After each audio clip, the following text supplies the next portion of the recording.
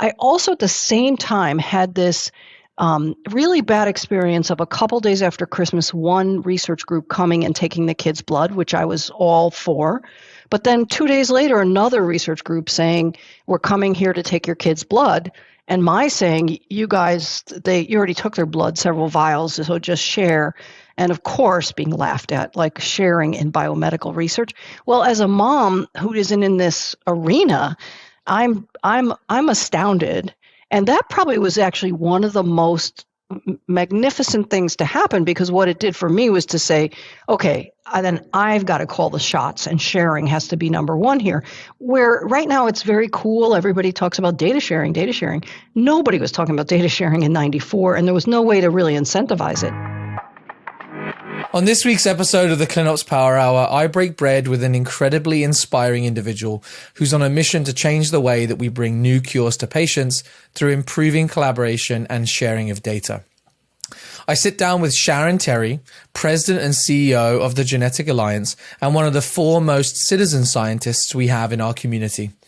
We're going to talk about how Sharon got into the life science industry after doctors discovered a rare condition in her 2 young children, and then the journey that she took from concerned parent to one of the most influential people in our industry. This is not only an incredible story, but one of the most memorable interviews that I have to date, and I think you're going to love it. So let's get into it.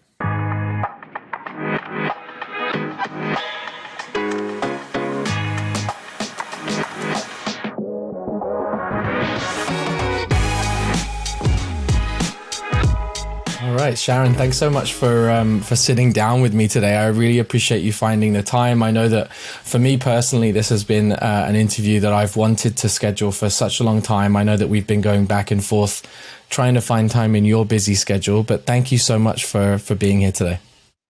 No, very happy to be here, Oliver. Thank you. Naturally, preparing for this conversation, it became very evident very quickly how many different directions that we could take this conversation in, just because of all of the different things that you're involved in. I'm not sure how you find the time, but we're going to break that down today. And I'll try and keep my curiosity at bay as much as I can. But maybe just to kick things off in terms of giving people some context into who you are, if people are less familiar with you, and just talk a little bit about some of the day-to-day things that you're getting involved in at a high level, some of the different initiatives that you lead or participate in. Sure. Thanks. Yeah. So day to day, the day is really mixed. Lots of eclectic kinds of things happening.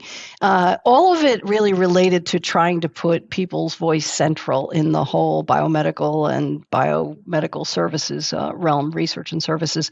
And that includes things like working with a lot of advocacy groups, building registries and biobanks, managing our institutional review board, another huge program getting the world's undiagnosed diagnosed.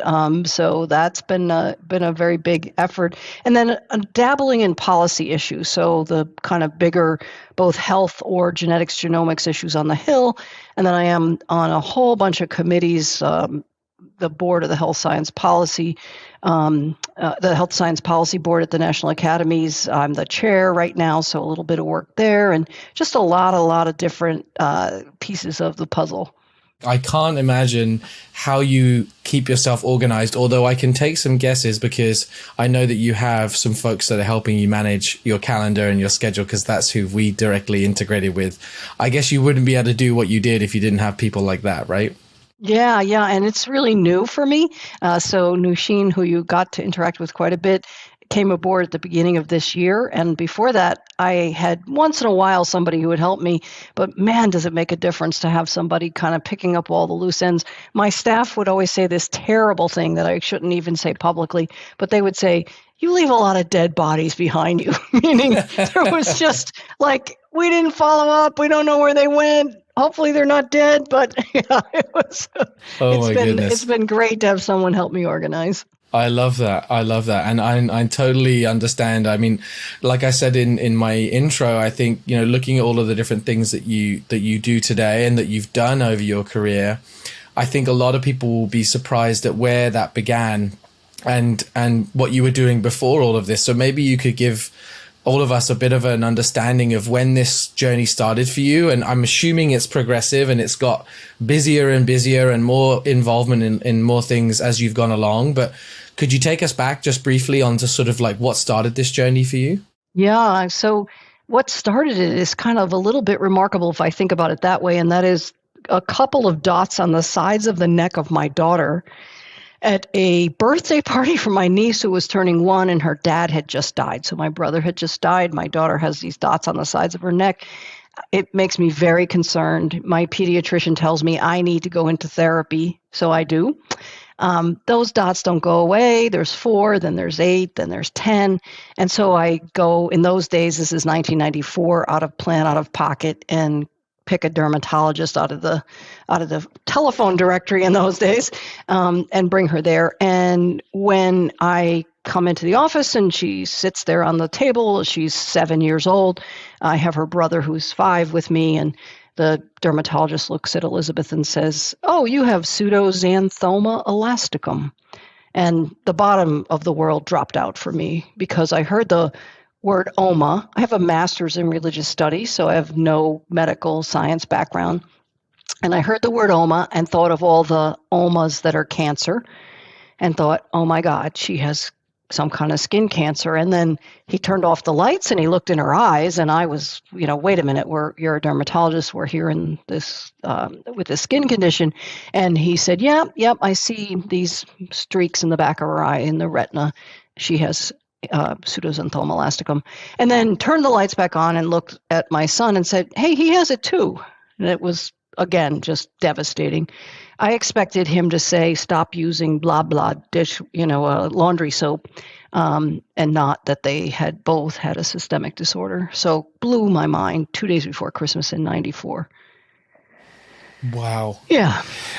That must have been, I think, like you said, going into a dermatology clinic thinking that it's something that could be, cured or some changes in the way that they live or eat, diet, whatever it might be able to remedy those types of things. And then finding out that there's something pretty serious going on here that maybe needs to be addressed in some way. And so what happened from there? Now that you've realized this new condition that you've never heard of before, what happens from there? How do you then go off from there into, and I'm asking you a big stretch of time here, how do you go from there to where you are today? Yeah.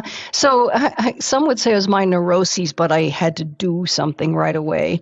The kids will say it was the Christmas they got every toy they wanted, because the various things I could find about the disease were not well done and said things like they would die by the time they were 30, which wasn't true. Lifespan is normal. I basically kind of said, this is really a disorganized field. I think maybe I was born a project manager, and I went to the library and read a few things on the disease, and they were case studies. Now I know to call them that. So there was no series of studies. There was no even meta-analysis because the disease had been discovered like in turn of the century. No attention to it really, just a little bit here and there. And so I said, we really need to mount some kind of plan, and we need to do this in an organized manner. I also at the same time had this really bad experience of a couple days after Christmas, one research group coming and taking the kids' blood, which I was all for. But then 2 days later, another research group saying, we're coming here to take your kids' blood. And my saying, you guys, you already took their blood, several vials, so just share. And of course, being laughed at, like sharing in biomedical research. Well, as a mom who isn't in this arena, I'm astounded.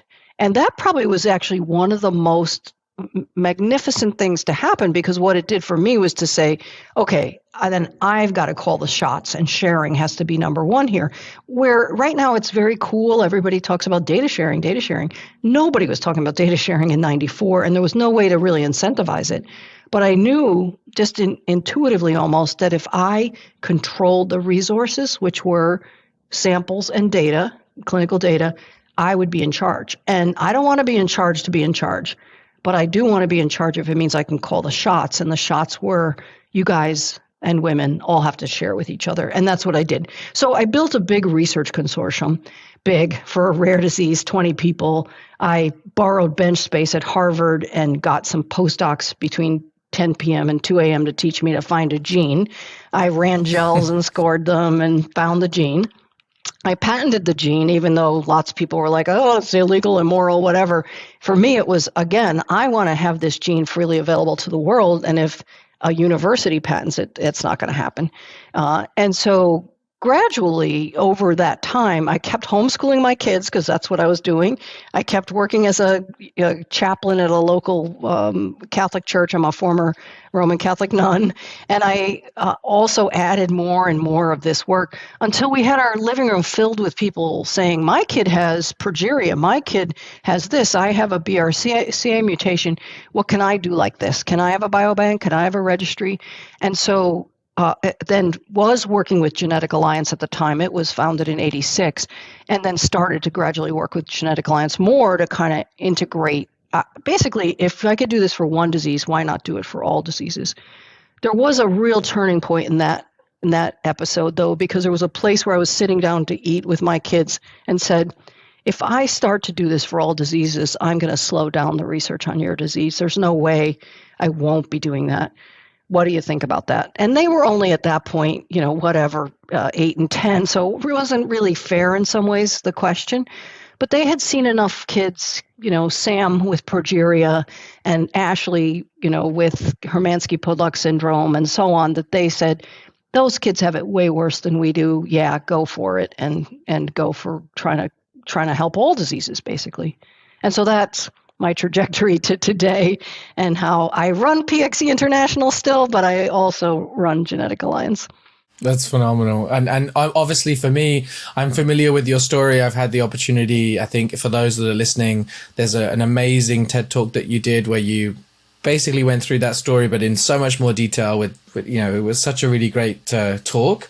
So I would certainly recommend anybody listening to this to go and take a look at that, but also so many other things that you've been involved in. I think what stood out to me as I was going through this was obviously naturally in awe of somebody coming from a non-science background, deciding that they want to completely redefine or at least shake up the way that this process works today. What's it like working in biomedical research and the biomedical industry without having that science background? Do you think that did it give you an edge at the beginning, or do you have that edge now? Like what do you think that looks like? Yeah, that's really a great question. I think the edge in the beginning was my naivete and almost ignorance about what not to do and what to do. And so, for example, demanding that there'll be a coalition or consortium of clinicians and researchers was odd.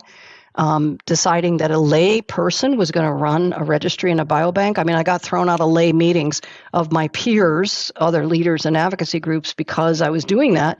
So I think that kind of naivete was very useful in a sense. Like I didn't have the trajectory of, I got to get tenure. I better keep my head down and get the grants, on the books. And I didn't have that. So that was great. I could stand up in a room and speak for myself and the people who are suffering because I didn't have an employer who was going to be saying, you need to speak for us or you need to cover our agenda. So all that was great. It was not great because advocates were happening in the 90s, late 90s. They were mostly making a lot of noise, which was very useful. So we had been through the AIDS epidemic and all the activism. We had been through the early breast cancer activism, really loud and vociferous people who made good strides. I was behaving in a very different way. I wanted to sit at the research consortium tables, whether they were mine or the National Institutes of Health's. I didn't care. And there was a lot of misogyny. There was a lot of paternalism. There was a lot of, you can come if you hold my briefcase and sit in the back of the room. That's how we'll get you in. And I would refuse to go in those rooms then, which, again, may not have been the best decision. So I think it was an advantage and a really big disadvantage in the early years. I think the tables have turned a lot. Those of us who have fought all these years to get the lay voice into various hallways and doorways. And I constantly say, I don't want to be invited to the table. I want to create the table. I want to set the menu. I want to decide who's going to be invited. There's a lot more opportunity for that now. So I think that's a very big advantage. However, we are like fighting 2,000 years, and I'm not exaggerating, of the ivory towers and academia and the focus on investigator initiated and blah, blah, blah. So it's probably going to take way beyond my lifespan to actually change it. But it does feel like I've had an advantage all this time to be able to be both a rabble rouser and also get stuff done with collaboration and cooperation, because I think there's been phenomenal people who have worked with us who are traditional, but who get that we have something to say and have a contribution to make. Yeah, I think that's incredible. And I think what you said about the ivory tower and about sort of this, we talk a lot, at least internally and through the conversations that I've had, around this industry being so afraid of change at times, right? So much of what we do has been done this way for a very long time. And we're starting to see, decentralized clinical trials and lots of new methods for improving patient centricity and improving access to care. I think probably when you started, as you mentioned and alluded to, that it was probably a little bit of an old boys club. And that's changed, hopefully, a little bit now. And I think advocates like yourself obviously are paving the way there. Do you still see some of that in some of the conversations that you have, or do you find that it's a little bit more open today than it was when you first started? I think it is more open in general, and partly because there have been, things like the PDUFA 6 and now 7 authorization for FDA has required patient-focused drug development and real-world evidence. And so we're kind of a part of the puzzle because we're a piece of the commerce almost. And so I think that's helpful. I think there's also, a kind of middle-aged to younger research community that really gets that we're really all in the same game and we want to get some kind of job done. And then I think there are still ways that it's remarkable to me.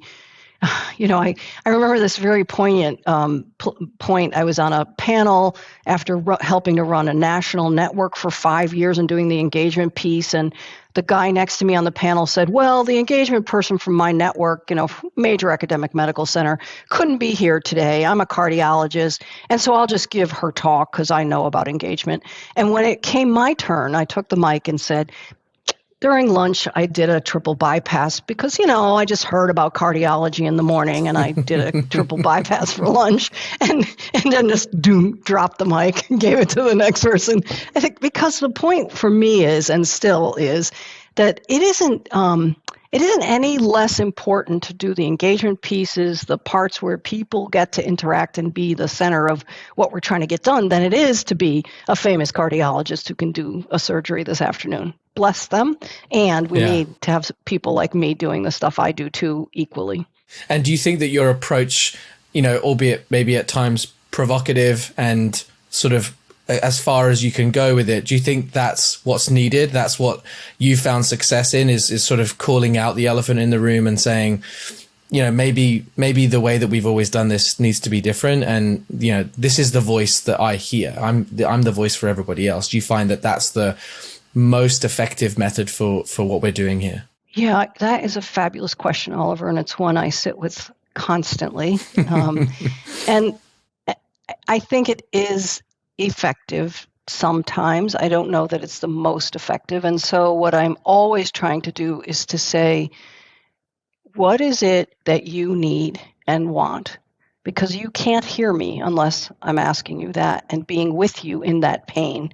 And I mean that whether you're a suffering individual with a disease or you're the head of a major academic medical center and you need a lot of things to happen. So I think while being provocative is important, I also think the times that I'm collaborative and that I'm really trying to figure out how can you hear me so that we both can get something done are important. And a lot of it, I think, comes down to mental models. I have a son and daughter who are teaching me a lot about that these days. So these two same kids who were once small and sitting on the exam table are now in great positions themselves and advise me and advise others around me. And they've taught me a lot about if the mental model you have and I have don't have any overlap, then we aren't going to be able to talk to each other. And our mental models are so baked in. Like, I am in love with my solution because I know it. I've seen it before. I'm not afraid of it. When in fact, a lot of this is going to take all of us saying, let's get in love with the problem and then let's figure out the solutions together. And it might not be the one that I always had, might not be one I recognize, it might not be one I like, but let's see if there's some other way for us to do this, because there's going to have to be other ways. This is not going to work. I mean, boy, is this like one of the most failed fields, and nobody calls it out. We get mad at the weatherman because they're wrong 50% of the time. If we look at drug development being wrong 98% of the time, and we still throw more money at it, I mean, it just amazes me that to change is astoundingly difficult in biomedical research. It's so funny because I was having a conversation with somebody else earlier today, and we were talking about that thing where we say a huge component of what makes this industry what it is recognition and understanding that failure is important. But when we look inwardly at the way that we work and the way that we operate, we don't apply the same principles. Yeah. And that's what's stopping us from putting, positive change and changing this kind of mentality of this is the way that we've always worked, and opening new doors to be able to move, good things to patients faster. Mm-hmm. So yeah. I totally resonate with that. One of the things that really stood out to me from some of the material that you'd produced in the past, specifically the TED Talk, was again a subject that I really, really I'm interested in, which is this concept of right back when you started and you some researchers came and took blood from your children, and then another set of researchers came back, and this kind of profound sort of shock at why we weren't sharing this information. Have you seen that evolve since you began this journey? And do you still see that this sort of sharing of information and data between researchers a major problem? And I know through my research that that's something that you're trying to tackle. So maybe you can also touch on that. Yeah, I think it's a more sophisticated and industrialized problem than it was even then. So in that case, it's two different groups, one from Boston, one from New York. They don't really collaborate or know about each other, whatever. I found, again, in major national networks and lots of other work that I'm doing, the circling the wagons, the hoarding the data, as this whole industry starts to think that data is gold, data is oil, we can sell it, we can make a lot of money on it. You get the major companies, that's all they do is they parlay in data, that there's even more of that, and it's become institutional. It isn't just one researcher with another trying to race to get the paper out to get the next NIH grant. It's whole institutions believing they're going to make a killing on clinical data. And so I think it's become, in some sense, even worse. And I'm really pleased with things like privacy laws like GDPR and the California CCPA and then another 16 states and 25 countries or whatever there are now, because I think they're pushing all of us to say data really should not be owned, maybe, because I think that's tricky legally, but controlled by individuals. And I've had the good fortune of working with a company, Luna, that has been able to sort of crack that nut and keep the people's string on the data in such a way that we as communities, as masses of people, can do that and invite lots of people to use it. So it's not like we're hoarding it either, but we're not allowing it to be sold and for somebody to decide that it's so valuable they won't share it. When I was in these big major networks in the U.S., working with 90, 100 institutions, and thought about if we open these gates and let the data flow out, first of all, everybody would have more work than they could possibly handle, and they still could compete for their NIH and other grants. But the next thing is the insights we'd have. I mean, one of my favorite sayings is I'd like to see smart Girl Scouts working these data, because this is where we're going to get answers, is outside the field with novel views, with different perspectives. And that's what we're doing with Luna, is really like building that kind of massive data stream, not even base because it's constantly evolving, but to allow lots of people to have access. Because, again, it's the sort of thing like if you walked into the grocery store and said, hey, everybody's hoarding your data and we could be doing much quicker solutions here for your sick kids and your sick mother and your sick aunt, people would be shocked you're not doing that.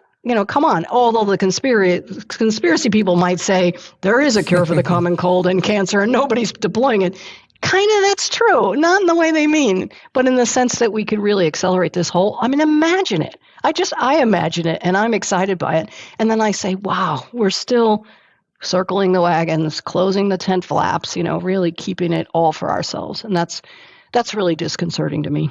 And, I think you mentioned, GDPR and other sort of more widespread or widely known data protection regulation or acts. When it comes to patient data and information, I think we've spent a lot of time that data being very centralized at the sponsor organization or the academic institution that's ultimately running the study. Do you feel that with patients maybe taking more control over the data that's held on them, that would enable them for them to actually consent to say, well, look, I participated in this study.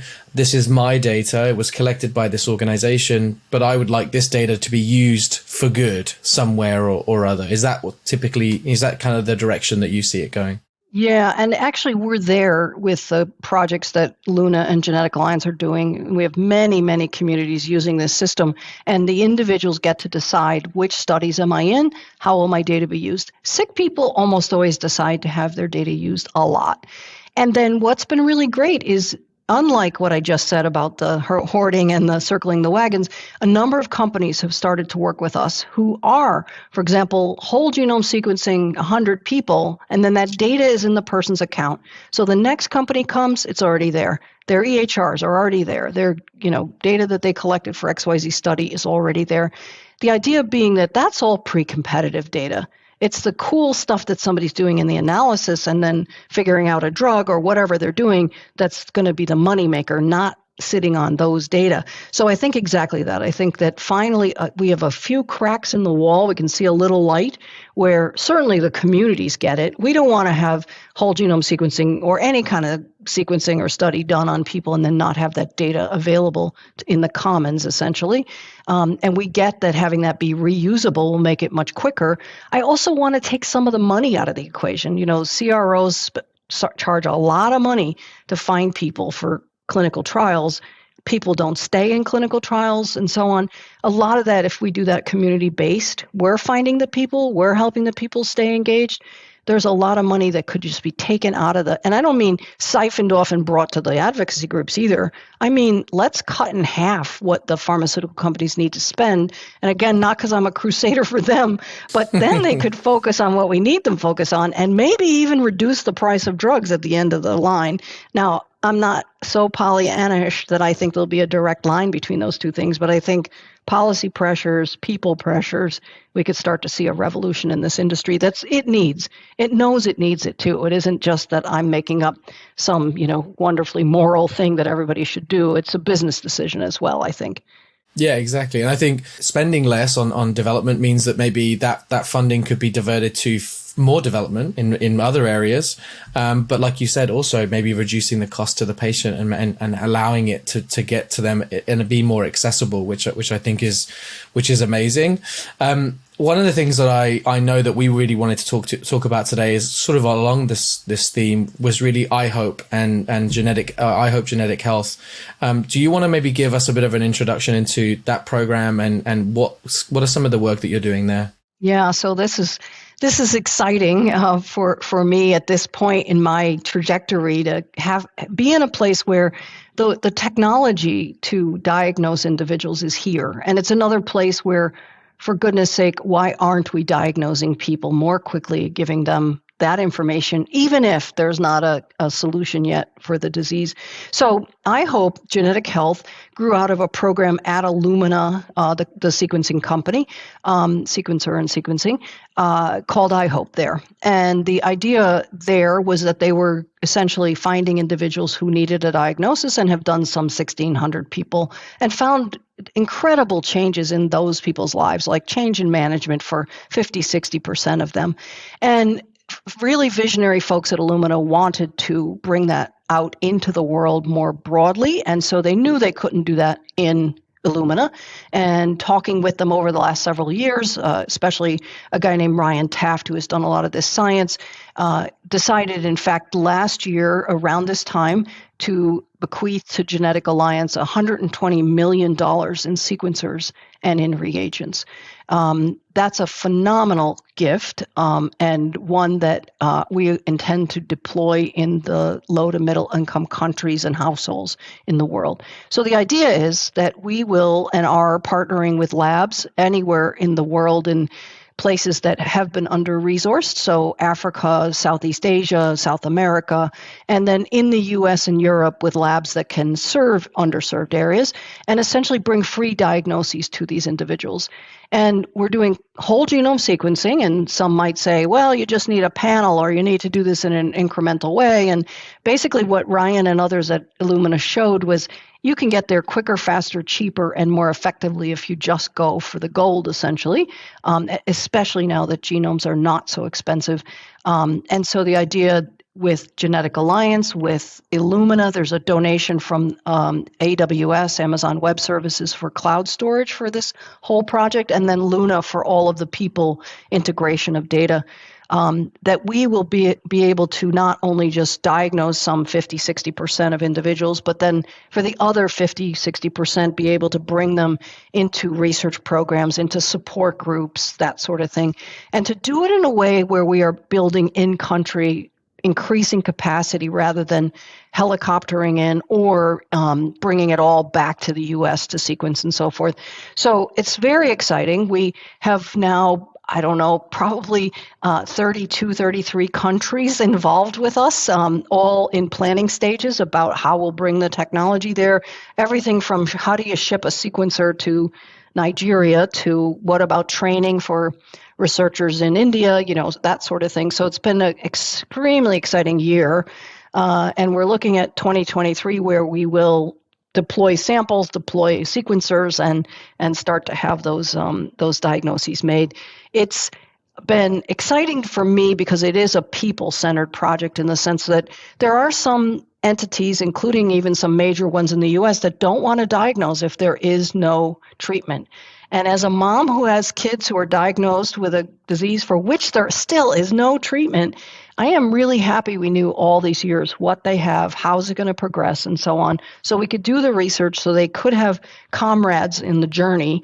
And the same thing I think is going to be able to be happening in these communities. And that puts political pressure on all of us to get to solutions quicker. So it's another way I think we can juice this flywheel I'm super interested in spinning, which is imagine a database, again, a data stream of we're looking at 50,000 people a year. And then if they have parents, a couple parents, so we're looking at 150,000 genomes a year from places on the globe that have not been represented in these databases. Imagine all that with clinical data available to whoever, smart Girl Scouts, big pharmaceutical companies, academic scientists, to get in there and really make a difference about all of this together. And that's all pre-competitive. So this to me is just unbelievable and really exciting. I'm totally revved up. You said before, so what's the average day look like or something? It's usually 6 a.m. to midnight at least, sometimes 1 a.m. because I'm talking to people on all edges of the globe in different time zones and then getting my work done in the wee hours of the morning when there's not so many meetings or phone calls. Well, I'm honored that you had you were able to make some time to chat with me. Just to wrap up today's conversation, one thing that I dug out from research for today's discussion was I dug out a post from your 65th birthday, and I think you can probably think of what I'm referring to. And you talked in that sort of in that article that you'd written that 65 years for your parents' generation and generations before that was a really important milestone because it said a lot about what their life was going to be like after that, slowing down, retiring, whatever it might be. I get a sense that you're not planning to slow down, and that there's obviously a huge amount of work to be done. What does the next few years or decades look like for you and your family and the people that you work with? Yeah, thanks, Oliver. That's a great question. It's one that I sit with in a whole host of ways. And one is certainly the things that I just mentioned, that I will have iHope Genetic Health up and running. It will integrate with all the other great programs Genetic Alliance has done. And then I'm going to find a wonderful successor to take all this on, because once I get it rolling, that will be great. That's going to take 5 years or so, I think. And then I have another side passion, which really integrates very beautifully with this work, and that is how we each show up before we die. And as you know, of course, as I age, I get closer to dying, whatever time that will come, and really to sit with people, being present to them as they explore themselves about what does it mean to be in this present moment? What does it mean to face what I'm with? What does it mean to find support so that I can keep going, whatever the issue is, whether it's a sick kid or just a difficult job? And my passion in this, and the formal name of this is Gestalt Awareness Practice. My passion is that my next, if I hope, decade or so would be to actually give more time to that. And again, I see that kind of seamlessly integrating with this work. So that's the view I have for myself. And I have a 5-year-old granddaughter. She'll turn 5 on December 31st. And I'm hoping to have time to be with her as a little girl and to play with her. And my 2 kids and their wives are just a delight of my life. So yeah, all that is, it's just incredible how rich life is. Yeah, you got to save lives and be a grandparent, right? That's what's important. Oh, yes. I love that. One last question for you, and I think I already know the answer because you've talked a lot about what you hope to leave as a legacy. But if you had one dream that could come true now or in the future, based on what you know now and the journey that you've gone through, like what do you think that would be? I think it would be that people feel the power they have to own themselves, their health, their experience, and so on, and that others would recognize that expertness, that expertise in them. And I see that in a whole host of ways, and hope that being able to step into one's own shoes and take up one's own space would be my dearest wish. I love that. Just to wrap up, if people want to learn a little bit more about all of the different kind of programs, organizations that you're involved in, or just connect with you personally, where's the best place to do that, Sharon? Yeah, so Sharon at geneticalliance.org, easy to find me. And then geneticalliance.org or iHopeGeneticHealth.org. Those would be the best ways to connect with me. All right, great. Well, we'll throw links to all of those things in the show notes for today. It goes without saying, thank you so much for spending some time with me and allowing me to kind of dive into your journey and learn a little bit more. I've certainly enjoyed this, and I know everybody else that's going to be listening back to this is going to be amazed at the journey that you're on and what you've achieved so far. So thank you. And hopefully we get a chance to get an update from you on some of these projects in the future, and really appreciate the time. Yeah, thank you, Oliver, because we can all do this, whatever work we do. And if there aren't people like you, and particularly you, getting this word out, then we might as well be in a dark closet. So thank you so much for your work, too. Oh, it's a pleasure. Thank you for listening to this episode of the ClinOps Power Hour. We hope you enjoyed today's discussion. Head out to YouTube to listen to the full episode. If you want to share or download the episode, you can do so. Share it with a colleague or friend if you feel like they'd be interested. And of course, if you ever want to get in touch to be a guest or a speaker on the podcast, feel free to reach out to us at montrium.com. If you want to see other great content, you can head over to Montrium's LinkedIn page or over to our website at montrium.com to see that great content. Thank you so much for listening to this episode, and we hope to see you on the next one. Thank you.